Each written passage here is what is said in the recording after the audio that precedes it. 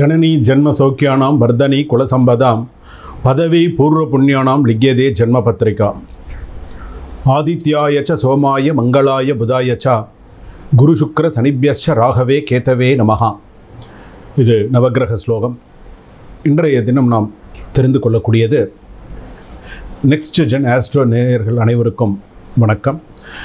Chennai astro visions doctor V Rajkumar Sivachariyar. இன்றைய தினத்தில் புரட்டாசி மாத பலன்கள், புரட்டாசி மாதத்தில் 12 ராசிகளுக்கான பலன்கள் எப்படி இருக்கும், 12 ராசிகளுக்கான யோகங்கள்லாம் எப்படி இருக்கும் அப்படிங்கிறத நம்ம பார்க்க போகிறோம். நிறையா பேர் சொல்லியிருந்தாங்க, இந்த மாத பலன்கள் அப்படிங்கிறது பார்த்திங்கன்னா சில பேருக்கு பார்த்திங்கன்னா அப்படியே நடக்கும், சில பேருக்கு பார்த்திங்கன்னா காலதாமதமாக சில விஷயங்கள் நடக்கும். இப்போ நிறைய பேர் சொல்லியிருந்தாங்க. ஸோ இப்போ பார்த்திங்கன்னா ஆகஸ்ட் மாதத்தில் போட்டிருந்த பதிவில் வேலை மாற்றம் வரும்னு சொல்லியிருந்தேன். அதே போல் வேலை மாற்றம் எனக்கு வந்திருந்தது அப்படின்னு சொல்லியிருந்தாங்க. சில பேருக்கு பார்த்திங்கன்னா இடம் மாற்றம் வரும் அப்படின்னு சொல்லியிருந்தேன். இடம் மாற்றம் எனக்கு வந்திருந்தது சுவாமி அப்படின்னு சொல்லியிருந்தாங்க. சில பேருக்கு அந்த ராசி பலன்கள் அப்படிங்கிறது பார்த்திங்கன்னா இது பொதுவான ராசி பலன்கள் தான். இப்போ நான் மேஷ ராசிக்கு சொல்கிறேன் அப்படின்னு சொன்னால் இது பொதுவான ராசி பலன்கள். இந்த மாதத்துக்கு, இந்த புரட்டாசி மாதத்தில் இந்த மேஷ ராசிக்கு இப்படி தான் இருக்கும், அஸ்வினி பரணி கிருத்திகை நட்சத்திரம் 1ஆம் முறையில் இப்படி தான் இருக்கும் அப்படிங்கிறது கிரக அமைப்புப்படி நம்ம சொல்கிறோம். ஆனால் உங்களுடைய பிறந்த ஜாதகப்படி கிரகங்கள் எந்த இடத்துல இருக்கோ, என்ன தசாபுக்தி நடக்கிறதோ, தசாபுக்தியில் என்ன அந்தரம் நடக்கிறதோ அதுபடி தான் உங்களுக்கு பலன்கள் எல்லாமே உங்களுக்கு இருக்கும். சில பேருக்கு நான் சொல்லக்கூடிய பொது பலன்கள் அப்படியே சில பேருக்கு சில பேர் சொல்கிறாங்க, நீங்கள் சொல்கிற பலன்கள் அப்படியே குடும்பத்தில் அப்படியே நடக்கிற மாதிரியே இருக்குது அப்படின்னு சொல்லியிருக்காங்க. ஸோ அந்த மாதிரி இருக்கும்போது உங்களுடைய ஜாதகத்தை நீங்கள் பார்த்துக்கணும். உங்களுடைய ஜாதகம் நீங்கள் வாட்ஸ்அப்பில் நீங்கள் அனுப்பி கொடுங்க. 9884530146 ஸ்க்ரீனில் தெரியக்கூடிய நம்பரில் ஒரு சிறிய கட்டணத்தோடு நீங்கள் உங்களுடைய ஜாதகத்தை அனுப்பி கொடுத்து தாராளமாக உங்களுடைய பலன்களை தெரிஞ்சுக்கலாம்.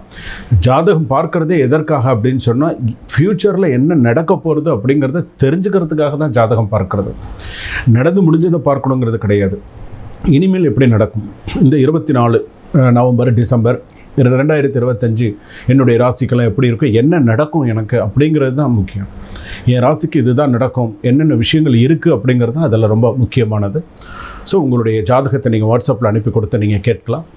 புரட்டாசி மாதத்தில் வரக்கூடிய விசேஷங்கள் எல்லாம் நான் சொல்கிறேன். இந்த புரட்டாசி மாதத்தில் பார்த்திங்கன்னா ரொம்ப விசேஷமான மாதம் புரட்டாசி மாதம். இந்த புரட்டாசி மாதத்துடைய நிகழ்வுகள் அப்படின்னு எடுத்துக்கும்பொழுது, நவராத்திரி சுவாமிக்கு எப்படி சிவபெருமானுக்கு எப்படி சிவராத்திரியோ அதுபோல் அம்பாளுக்கு 9 ராத்திரி அப்படின்னு என்று சொல்லக்கூடிய நவராத்திரி அம்பாளுக்கு ரொம்ப விசேஷமானது. துர்கா, லக்ஷ்மி, சரஸ்வதி என்று சொல்லக்கூடிய அம்பாளுக்கு ரொம்ப மிகுந்தது. விஜயதசமி, ஆயுத பூஜைன்னு விசேஷமான ஒரு நாட்களாக அமைகிறது புரட்டாசி மாதத்தில். அதற்கு அடுத்ததாக பார்த்திங்கன்னா புரட்டாசி சனிக்கிழமை, எல்லா சனிக்கிழமை பெருமாளுக்கு உகந்த மாதமாக அமைகிறது. எல்லா சனிக்கிழமையும் எல்லாருமே சில பேர் விரதம் இருக்கிறவங்களாம் தீர்த்தம் வாங்கி சாப்பிடாமல், துளசி தீர்த்தம் சாப்பிடாமல் இருக்க மாட்டேன், அந்தளவுக்கு விசேஷமாக விரதம் இருக்கக்கூடியதாக இருக்கிறது. அதற்கு அடுத்ததாக பார்த்திங்கன்னா புரட்டாசி ஆரம்பத்திலும் சரி புரட்டாசி முடிவிலும் சரி பௌர்ணமி வருது. அதே போல் பார்த்திங்க அப்படின்னு சொன்னால் புரட்டாசி மாதத்தில் மிக முக்கியமானது பார்த்திங்கன்னா மகாலய அமாவாசை, முன்னோர்களுக்கு திதி கொடுக்கக்கூடியது. முன்னோர்கள்லாம் பூமிக்கு இறங்கி வரக்கூடிய ஒரு நாட்களாக இருக்கும். அவங்களுக்கெல்லாம் பார்த்திங்கன்னா இந்த மகாலய அமாவாசை அன்றைக்கி நம்ம அவங்களுக்கு திதி கொடுக்கறது அப்படிங்கிறது ரொம்ப விசேஷமானது. நீங்கள் எவ்வளோ பூஜைகள் செய்தாலுமே திதி கொடுக்கறது அப்படிங்கிறது மிக முக்கியமானது. அது மட்டும் தட்டவே கூடாது. அதனால தான் நம்ம ஜாதக திதி நம்ம கொடுக்காம நம்ம பார்த்திங்கன்னா சில விஷயங்கள் நம்ம முன்னோர்களுக்கு செய்யக்கூடிய சில விஷயங்கள் நம்ம செய்யாமல் காலதாமதமாக தேதியை வச்சு பண்ணி சில விஷயங்கள்லாம் அந்த மாதிரி பண்ணும்போது நம்மளுடைய சந்ததிகளை பாதிக்கும். அதனால தான் சொல்கிறோம், பித்ரு தோஷம் இருக்குது, இந்த குடும்பத்தில் பார்த்திங்கன்னா முன்னோர்கள் குறை இருக்குது அப்படின்னு சொல்கிறோம் இல்லையா, இதெல்லாம் அந்த ஒரு காரணம் தான். ஸோ இது பித்ருக்களுக்கான தினம், மகாலய அமாவாசை என்று சொல்லக்கூடியது. ஸோ அது ரொம்ப மிக சிறப்பான, எல்லாருமே என்ன பண்ணுவாங்க, அந்த மகாலய அமாவாசைக்கு எல்லாம் முன்னோர்களுக்கு நினைவு கூர்ந்து ஸோ அவங்களுக்கு படையெல்லாம் போட்டு பூஜைகள்லாம் நல்ல சிறப்பான முறையில் பண்ணுவாங்க. இப்பொழுது அடுத்ததாக வரக்கூடிய 12 ராசி பலன்களை நம்ம பார்க்க போகிறோம். மேஷ ராசி முதல் மீன ராசி வரையில் பலன்கள் எப்படி இருக்கும், என்னென்ன பண்ணணும் அப்படிங்கிறத இப்போ நம்ம தெரிஞ்சுக்க போகிறோம். கும்பராசி நேயர்களே வணக்கம். இந்த கும்பராசி அப்படின்னு சொல்லும்பொழுது அவிட்ட நட்சத்திரம், சதய நட்சத்திரம், பூரட்டாதி நட்சத்திரம் கும்பராசி. இந்த கும்பராசிக்கு பார்த்திங்கன்னா புரட்டாசி மாத பலன்கள்லாம் எப்படி இருக்கும். பொதுவாக பார்த்திங்க அப்படின்னு ரிஷபத்தில் குருவும், மிதுனத்தில் சந்திரனும் செவ்வாயும், கடகத்தில் புதனும், சிம்மத்தில் சூரியனும், கன்னியில் பார்த்திங்கன்னா சுக்கிரனும் கேதுவும், கும்பத்தில் சனியும், அதே போல் மீனத்தில் ராகுவும் இருக்க நவநாயகர்கள் என்று சொல்லக்கூடிய 12 ராசியில் இருக்காங்க. இந்த ராசி அப்படின்னு நம்ம சொல்கிறோம் இல்லையா, ஒரு சிறு விளக்கம். இந்த ராசி நம்ம சொல்கிறோம், சூரியன்லேருந்து ராகு கேது வரையில் நம்ம ராசி சொல்கிறோம். இதில் வந்து நிறையா இப்போ நவகிரகங்கள் சுற்றும்போது கூட நம்ம சாதாரணமாக நவகிரகங்கள் சுற்றுறதுக்கும் ஏதாவது ஒரு விஷயங்கள் சொல்லிட்டு சுற்றுறதுக்கும் விஷயங்கள் உண்டு. இந்த கிரகங்களில் வந்து பார்த்திங்கன்னா ஆண் கிரகமும் இருக்குது, பெண் கிரகமும் இருக்குது, அலி கிரகமும் இருக்குது. இதெல்லாம் நீங்கள் நிறைய தெரிந்து கொள்ள வேண்டிய விஷயங்கள் இருக்குது. சார் என்ன ஒரு ராசி ஒரு இடத்துல இருக்குது அப்படின்னு சொல்கிறாங்களே, நம்ம சொல்கிறோம் இல்லையா, இந்த ஒரு ஆண் ராசி, பெண் ராசி, அலி ராசி எல்லாம் இருக்குது. ஒரு பெண்ணுக்கு ஆண் ராசி இதாக இருக்குன்னு சொன்னால் ஒரு பெண் ஆண் குரலில் பேசுவாள், உங்களுக்கே தெரியும். ஒரு ஆணுக்கு வந்து பார்த்திங்கன்னா பெண்ணுடைய கிரகம் வந்து ஒரு இதாக இருக்குன்னு வச்சுக்கோங்களேன், அவன் வந்து பெண் குரலில் பேசுவான். சில பேர் பல குரலில் பேசுகிறவங்க இருக்காங்க. அலி கிரகம் நான் சொல்ல வேண்டியதில்லை உங்களுக்கு. அதுபோல் வந்து பார்த்திங்கன்னா ஒரு ராசியும் சூரியன் பித்ருக்காரகன், சந்திரன் வந்து மாத்ருக்காரகன், இப்படி ஒரு கிரகங்களும் இருக்கும். செவ்வாய் வந்து பார்த்திங்கன்னா பூமி மங்கள யோகம். செவ்வாய் நல்லா இருந்தால் வீடு கட்டிகிட்டே போவான், நீச்சமாக இருந்தால் இருக்கிற வீட்டை விற்றுட்டு போவான். ஸோ இந்த மாதிரிலாம் நிறைய விஷயங்கள் இருக்குது. அப்போ இந்த ராசி பலன்கள் அப்படின்னு நம்ம சொல்லும்போது, இப்போ இந்த கும்பராசிக்கு அப்படின்னு நம்ம சில பலன்கள் சொல்லும்பொழுது என்னென்ன பலன்கள், நம்ம நிறைய விஷயங்களை நம்ம தெரிஞ்சுக்கணும். ஜாதகம்னு சும்மா பார்க்கறது அப்படிங்கிறதெல்லாம் இல்லை, இதில் நிறைய விஷயங்கள்லாம் இருக்குது. அப்படி பார்க்கும்பொழுது சூழ்நிலைக்கு ஏற்ப செயல்பட்டு எதையும் சாதிக்கும் திறன் கொண்ட கும்பராசி நேயர்களை அப்படின்னு கூட சொல்லலாம். அப்படி தான் சொல்லணும். உத்தியோகத்தில் சிறக்கும், உத்தியோகம் நல்லா சிறப்பாக இருக்கும். வேலையில் நல்லா கான்சன்ட்ரேட் பண்ணிக்கிட்டு இருக்கீங்க, இன்னமும் நிறையா பண்ணணும். எதிலும் நிதானம் தேவை, எதிலும் நிதான போக்கோடு கொஞ்சம் செய்கிறது நல்லது. அதே போல் வந்து பார்த்திங்கன்னா இடமாற்றமும் வீடு மாற்றமும் ஏற்படும். இடமாற்றமும் வீடு கண்டிப்பாக ஏதாவது ஒரு சூழ்நிலையில் மாறும். அதே போல் வந்து பார்த்திங்கன்னா தேவையில்லாத பிரச்சனைகள் உருவாகலாம். ஸோ நீங்கள் உங்களுக்கு எது தேவையோ அதில் மட்டும் நீங்கள் கொஞ்சம் கவனம் செலுத்திக்கிறது நல்லது. அதே போல் அது வந்து பார்த்திங்க அப்படின்னு சொன்னால் உறவுகளை அனுசரித்து செல்வது நல்லது. எது நல்லது எது கெட்டதுன்னு கொஞ்சம் பார்த்து போகிறது நல்லது. படிப்பில் ஆர்வம் இருக்கும், மாணவ மாணவிகளுக்கு படிப்பில் ஆர்வம் இருக்கும். அடுத்த விஷயம் நம்ம இதை கற்றுக்கணும், அடுத்த விஷயங்கள் நம்ம இதை செய்யணும் அப்படிங்கிற ஒரு யோகங்கள்லாம் இருக்கும். அதெல்லாம் நல்லா பண்ணுவாங்க. உங்கள் வார்த்தைகளால் பிரச்சனைகள் வரும். நீங்கள் பேசுகிறதுனால நீங்கள் சொல்லக்கூடிய அது ஒரு சின்ன ஒரு வார்த்தை அது ஒரு பெரிய பிரச்சனையில் போய் முடியும். கவனமாக இருங்க. அரசு பணி நெருக்கடி அதிகம், அரசு பணியில் இருக்கிறவங்களுக்கு நெருக்கடி அதிகமாக இருக்கும். அதே போல் பத்திரப்பதிவில் கவனம் தேவை. பத்திரப்பதிவு பண்ணுறீங்க இல்லையா, ஒரு இடமா இருக்கட்டும், வீடாக இருக்கட்டும், இல்லை வேறு ஏதாவது ஒரு இதை ரிஜிஸ்டர் பண்ணுறீங்கன்னு வச்சுக்கோங்களேன், அக்ரிமெண்ட்டு போடுறீங்கன்னு வச்சுக்கோங்களேன், இந்த விஷயத்தில் கொஞ்சம் புரட்டாசி மாதத்தில் இப்போ நான் சொல்லியிருக்கக்கூடிய நட்சத்திரக்காரங்க கொஞ்சம் கவனமாக இருங்க. அதே போல் வந்து பார்த்திங்கன்னா இதயம் சம்பந்தமான லங்ஸ் சம்பந்தமான நோய்கள் வரும். எதிர்பாராத விதமாக சில விஷயங்கள் இருக்கும். ஸோ கவனமாக இருக்கணும்.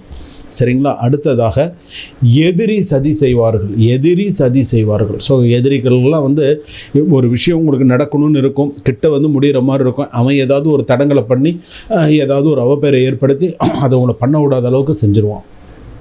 ஸோ எதிரிகள் சதி செய்வார்கள், அடுத்த கட்டத்துக்கு உங்களை போக விட மாட்டாங்க. புதிய சொத்துக்கள் வாங்கக்கூடிய யோகம் உண்டு. புதிய சொத்துக்கள் புதிய விஷயங்கள்லாம் வாங்கக்கூடிய யோகம் உண்டு. வாகன யோகம் உண்டு. புதுசாக ஒரு வண்டி வாங்கணுன்னா அதுக்குண்டான யோகங்கள்லாம் நல்லா அமையும்.